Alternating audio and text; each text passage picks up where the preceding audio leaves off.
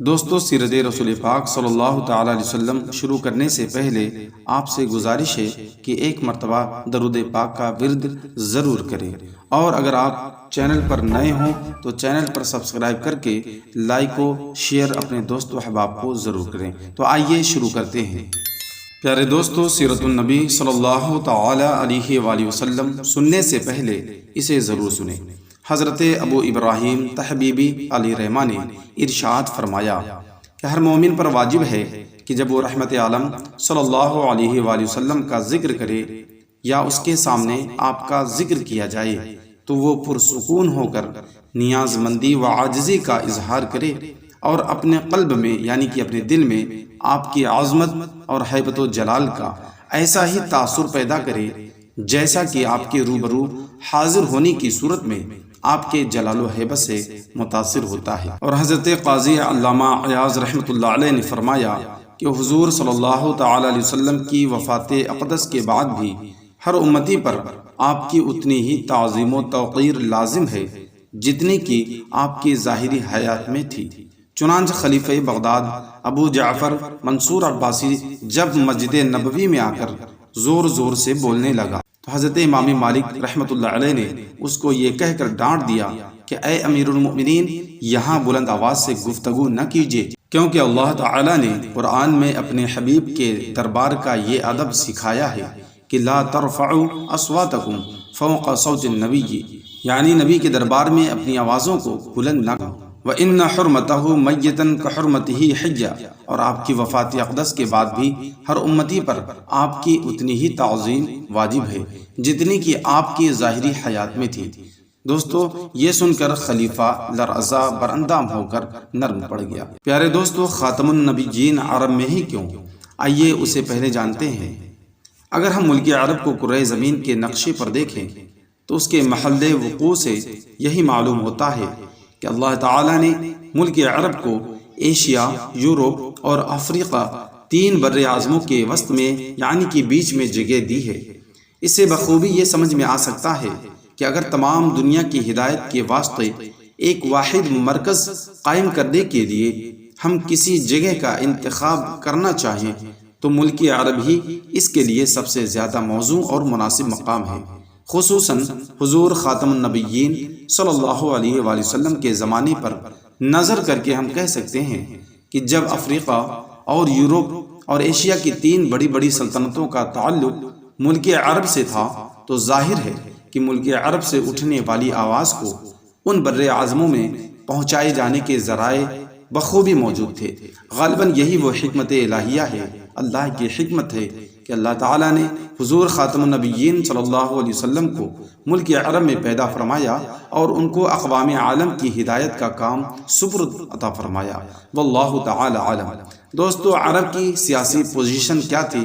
آئیے اسے بھی ہم جانتے ہیں۔ حضور نبی آخر الزمان رحمت دو جہاں صلی اللہ علیہ وسلم کی ولادت مبارکہ کے وقت ملک عرب کی سیاسی حالت کا یہ حال تھا کہ جنوبی حصے پر یعنی کہ دکھنی حصے پر سلطنت حبشہ کا اور مشرقی حصے پر سلطنت فارس کا قبضہ تھا، اور شمالی ٹکڑا سلطنت روم کی مشرقی شاخ سلطنت قسطنطنیہ کے زیر اثر تھا۔ اندرون ملک بزعم خود ملک عرب آزاد تھا، لیکن اس پر قبضہ کرنے کے لیے ہر ایک سلطنت کوشش میں لگی ہوئی تھی، اور در حقیقت ان سلطنتوں کی باہمی رقابتوں ہی کے طفیل میں ملک عرب آزادی کی نعمت سے بھرا پڑا تھا۔ عرب کی اخلاقی حالت کیا تھی؟ آئیے اسے بھی جانتے ہیں۔ عرب کی اخلاقی حالت نہایت ہی ابتر بلکہ بد سے بدتر تھی۔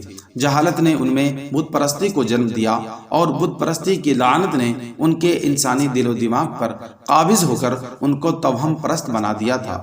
وہ مظاہر فطرت کی ہر چیز یعنی کہ پتھر، درخت، چاند، سورج، پہاڑ، دریا وغیرہ کو اپنا معبود یعنی کہ اپنا خدا سمجھنے لگ گئے تھے، اور خود ساختہ مٹی، بنائی ہوئی مٹی اور پتھر کی مورتیوں کی عبادت کرتے تھے۔ عقائد کی خرابی کے ساتھ ساتھ ان کے اعمال و افعال بے حد بگڑے ہوئے تھے۔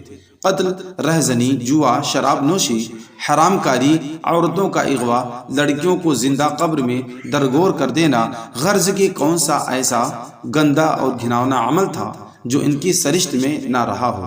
چھوٹے سے بڑے، بڑے سے چھوٹے، سب کے سب گناہوں کے پتلے اور پاپ کے پہاڑ بنے ہوئے تھے۔ دوستو، حضرت ابراہیم علیہ السلام کی اولاد جانتے ہیں۔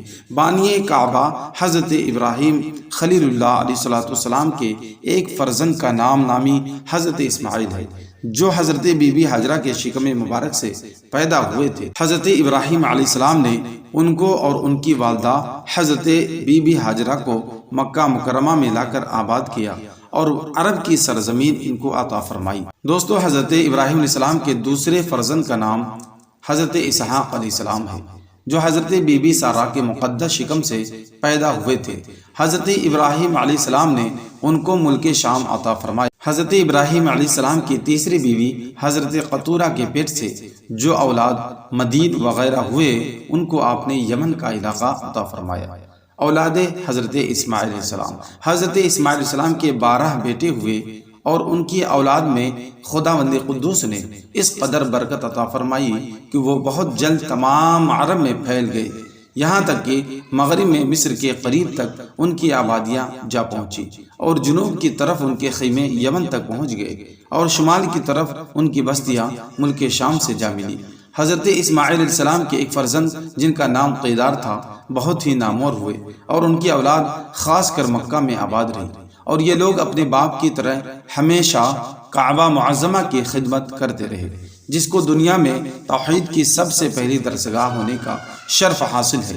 انہی قیدار کی اولاد میں عدنان نامی نہایت اولو العزم شخص پیدا ہوئے، اور عدنان کی اولاد میں چند پشتوں کے بعد قصی بہت ہی جاہ و جلال والے شخص پیدا ہوئے، جنہوں نے مکہ مکرمہ میں مشترکہ حکومت کی بنیاد سن 440 ہجری میں ایک سلطنت قائم کی اور ایک قومی مجلس پارلیمنٹ بنائی جو دار الندوہ کے نام سے مشہور ہے، اور اپنا ایک قومی جھنڈا بنایا جس کو لوا کہتے تھے۔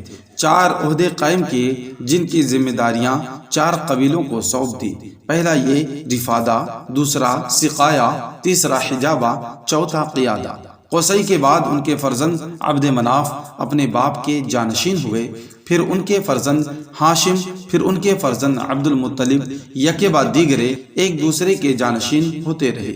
انہی عبد المطلب کے فرزند حضرت عبداللہ ہیں، جن کے فرزند ارجمن ہمارے حضور پر نور سرکار مصطفیٰ صلی اللہ تعالی علیہ وآلہ وسلم۔ پیارے دوستو، آج کی اس ویڈیو میں بس اتنا ہی۔ کمنٹ باکس میں جا کر آپ اپنے پیارے نبی صلی اللہ علیہ وسلم سے اپنی محبت کا ضرور اظہار کریں، سبحان اللہ ضرور لکھیں۔